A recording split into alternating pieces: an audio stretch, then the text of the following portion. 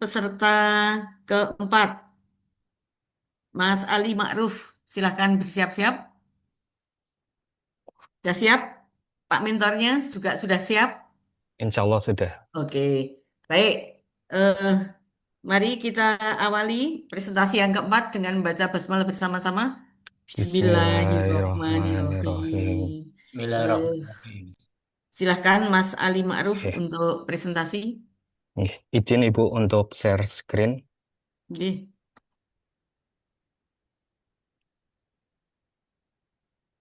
Oke. Ya. Assalamualaikum warahmatullahi wabarakatuh. Waalaikumsalam warahmatullahi wabarakatuh. Yang saya hormati Bapak Penguji Dr. Haji Muhammad Toha SAG MSI. Kemudian yang saya hormati Mentor Dr. Andes Haji Muslimin Winoto MPDI dan moderator Dr. Haja Siti Rohana MAG. Pada kesempatan kali ini saya ingin mempresentasikan hasil rancangan aktualisasi dari saya berjudul Optimalisasi Pemanfaatan Media Pembelajaran Berbasis Gamifikasi dalam Pembelajaran Sejarah untuk meningkatkan motivasi belajar siswa di MAN 1 Banyumas. Yang pertama yang akan saya jelaskan di sini adalah terkait sama latar belakang kenapa saya mengambil judul ini. Latar belakang saya mengambil judul ini tidak bisa dilepaskan dari kondisi pembelajaran sejarah di MAN 1 Banyumas.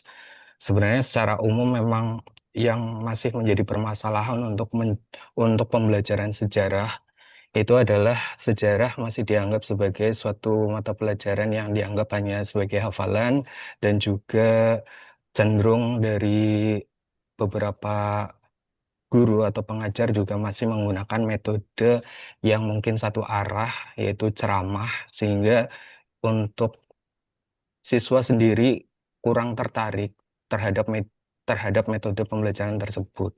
Nah, berangkat dari hal tersebut, sejarah sebagai sebuah pelajaran yang sebenarnya itu bisa untuk menjadi pedoman bagi siswa agar bisa bernalar kritis atau berpikir nalar kritis dan juga untuk membangun fondasi nasionalisme bagi siswa.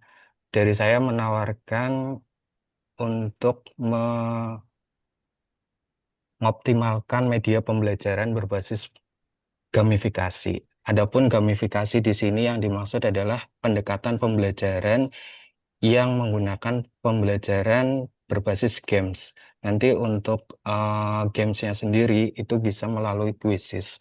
Kemudian dari identifikasi isu atau APKL kemarin ada 5 isu sebetulnya yang saya angkat di sini. Yang pertama adalah lambannya distribusi makan bergizi gratis atau MBG. Kemudian yang kedua, kurangnya pemanfaatan media pembelajaran berbasis gamifikasi dalam pembelajaran sejarah di MAN 1 Banyumas. Yang ketiga, belum optimalnya penerapan strategi pembinaan kedisiplinan di MAN 1 Banyumas. Yang keempat, maraknya aksi perundungan verbal di lingkungan MAN 1 Banyumas. Dan yang kelima, kurangnya variasi penerapan teknik evaluasi pembelajaran sejarah di MAN 1 Banyumas. Dari 5 ini kemudian saya ringkas lagi menjadi 3, diambil yang kurangnya pemanfaatan media pembelajaran, kemudian kurangnya variasi penerapan teknik evaluasi pembelajaran, dan yang ketiga, belum optimalnya penerapan strategi pembinaan kedisiplinan di MAN 1 Banyumas. Kenapa pada akhirnya saya mengambil yang isu yang pertama? Karena ruang lingkup di saya ini cukup dekat kalau dibandingkan dengan isu-isu yang lain. Sebenarnya ada 2 isu yang di sini dekat atau sangat eh, menggambarkan tentang guru sejarah, yaitu isu pertama dan juga isu kedua. Sedangkan isu yang lain itu secara keseluruhan menyangkut tentang sekolah. Jadi terlalu luas untuk dikaji menurut saya. Kemudian untuk diagram fishbone-nya sendiri di sini ada material, metode, dan lingkungan. Masing-masing itu 2 penyebabnya. Di antaranya guru belum memperhatikan perbedaan gaya belajar, kemudian guru kurang tuntas menjelaskan tujuan pembelajaran, sedangkan untuk yang metode media pembelajaran yang masih monoton, kurangnya penerapan metode pembelajaran yang menggunakan media digital, sedangkan yang untuk material masih minimnya konten gamifikasi pembelajaran sejarah yang sudah jadi. Memang ini menjadi tantangan bagi seorang guru, sehingga dituntut untuk eh, melek terhadap teknologi yang sedang berkembang. Yang kedua adalah sekolah belum menyediakan akses platform gamifikasi. Sedangkan untuk yang lingkungan, terkait sama lingkungan, di sini adalah lingkungan kelas yang kurang kondusif di beberapa kelas, kemudian stigma pembelajaran sejarah yang dianggap tidak penting karena mempelajari tentang masa lalu. Kemudian untuk kegiatannya sendiri di sini ada 6 kegiatan yang saya rancang. Yang pertama adalah identifikasi masalah dan observasi kelas terlebih dahulu. Kemudian yang kedua merancang dan membuat media pembelajarannya. Yang ketiga melaksanakan kegiatannya. Yang keempat refleksi. Dan yang kelima melakukan evaluasi. Dan yang keenam adalah menyusun laporan hasil aktualisasi. Adapun untuk masing-masing kegiatannya berbeda-beda tahapannya, ada yang 3 dan ada juga yang 4. Contohnya untuk kegiatan yang pertama ini ada 3 tahap. Yang pertama jelas melakukan konsultasi terlebih dahulu, yang kedua melakukan pengamatan langsung terhadap pembelajarannya di kelas, dan yang ketiga menganalisis data hasil observasi kelas. Kemudian yang kedua, kegiatan kedua ini ada 4 tahapan. Yang pertama mencari referensi, kemudian yang kedua menyiapkan instrumen untuk mengukur motivasi belajar siswa awal pembelajaran, yang ketiga menyusun modul ajar atau RPP di sini, dan juga yang keempat melakukan konsultasi setelah modul ajar atau RPP tersebut sudah jadi. Kemudian kegiatan yang ketiga di sini ada 4 tahapan juga.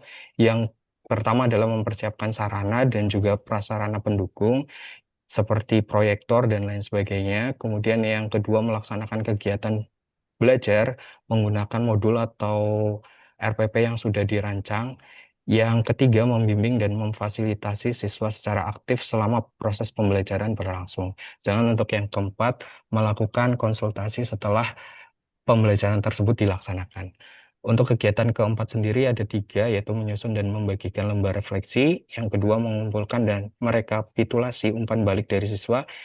Dan yang ketiga adalah melakukan konsultasi setelah refleksi tersebut dilaksanakan.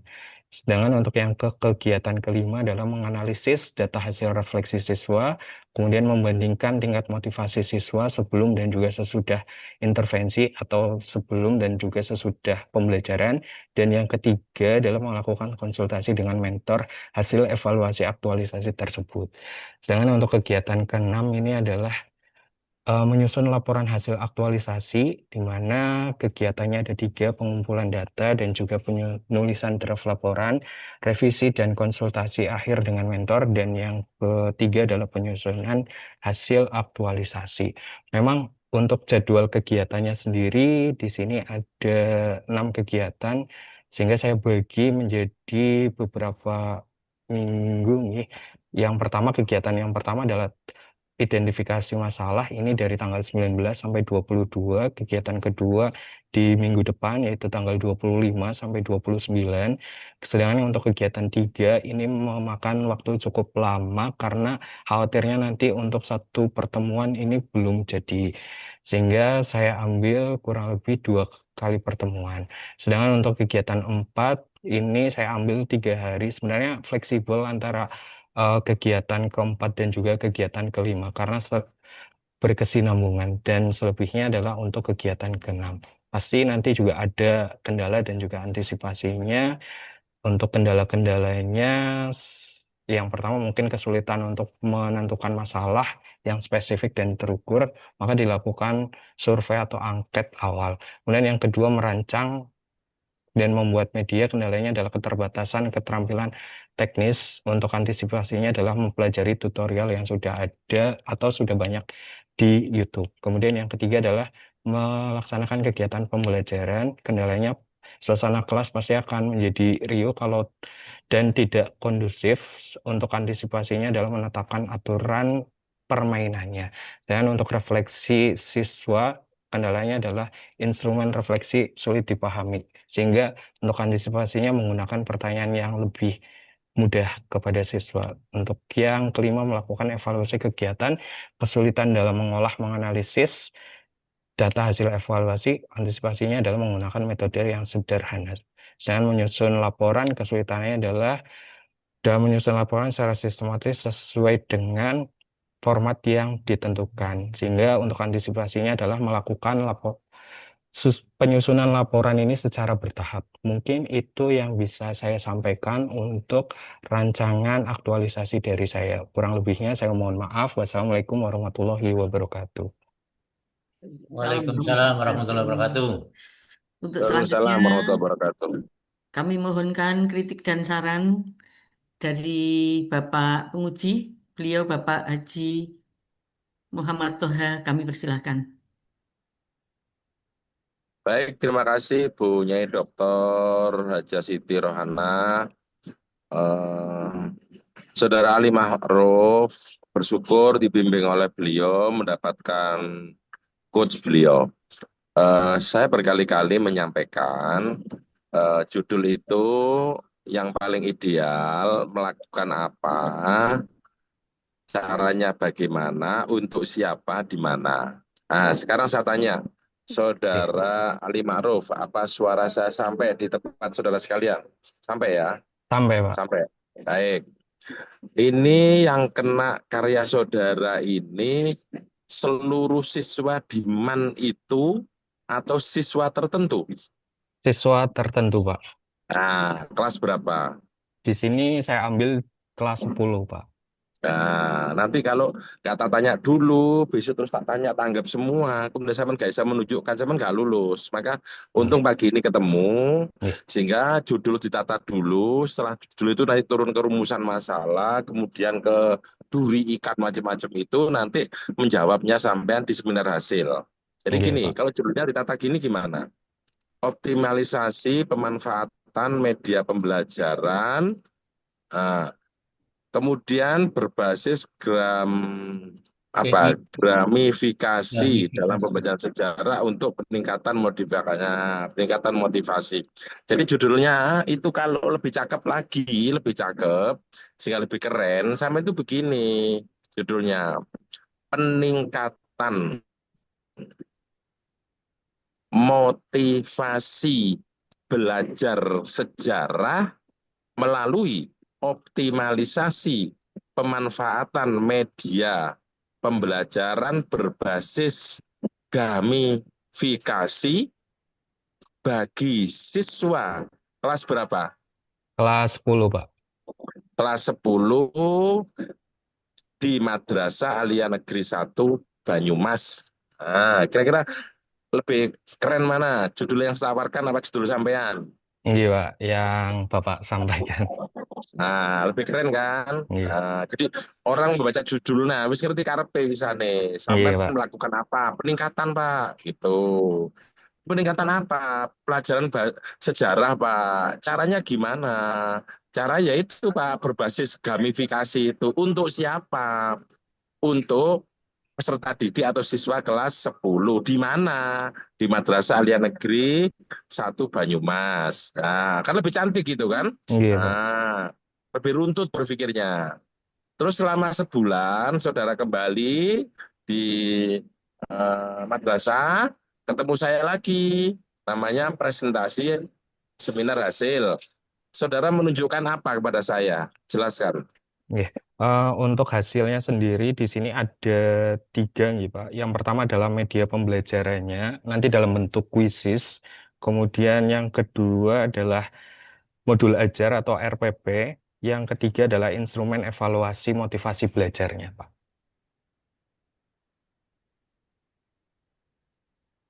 Baik, evaluasinya itu harus ada peningkatan. Karena Nggih. dalam judul saudara itu peningkatan. Peningkatan yang paling gampang adalah angka. Ataupun lebih kuat lagi ditambah dengan testimoni. Dan itu pokoknya harus ada. Ketika itu sudah ada, maka saudara dinyatakan lulus. Itu ya. Nggih. Nggih, Pak. Terima kasih ya. Nggih.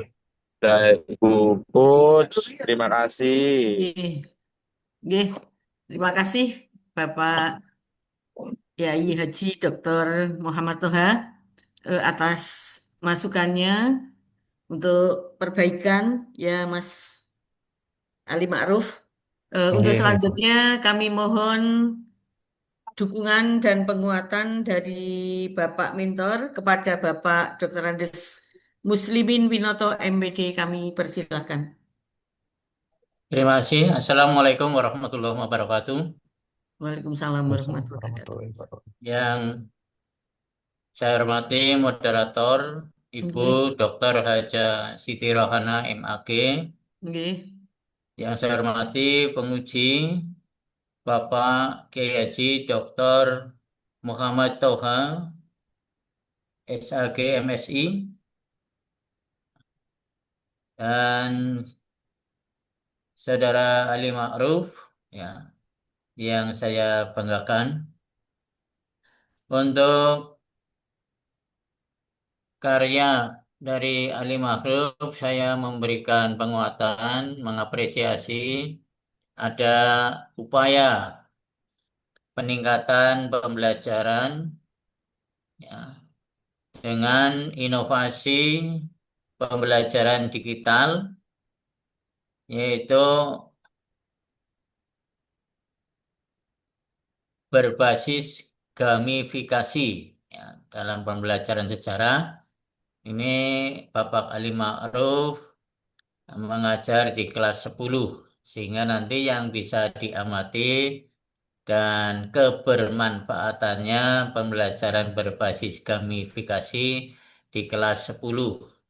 Nah, ini nanti sesuai dengan saran dari penguji untuk bisa diperhatikan dan dilaksanakan sehingga benar-benar apa yang menjadi upaya Bapak Ali Maktruf untuk meningkatkan semangat belajar dan hasil belajar eh, untuk mata pelajaran sejarah di kelas 10 benar-benar bisa terwujud. Nah, saya berterima kasih untuk CPNS yang baru ini dan berharap ada kontribusi yang baik dan lebih dari selama ini pembelajaran sejarah di MAN 1 Banyumas. Demikian yang saya sampaikan. Lebih kurangnya mohon maaf. Wassalamualaikum Assalamualaikum warahmatullahi wabarakatuh. Waalaikumsalam warahmatullahi Waalaikumsalam wabarakatuh. warahmatullahi Terima wabarakatuh. kasih Bapak Haji Muslimin Winoto selaku mentor yang telah memberikan penguatan dan dukungannya untuk Mas eh, Ali Ma'ruf segera diperbaiki ya. Ya, kemudian dilanjutkan lagi untuk pelaksanaan aktualisasi. Mari kita akhiri dengan baca hamdalah bersama-sama. Alhamdulillah. Alhamdulillahirabbil Alhamdulillah. alamin. Untuk selanjutnya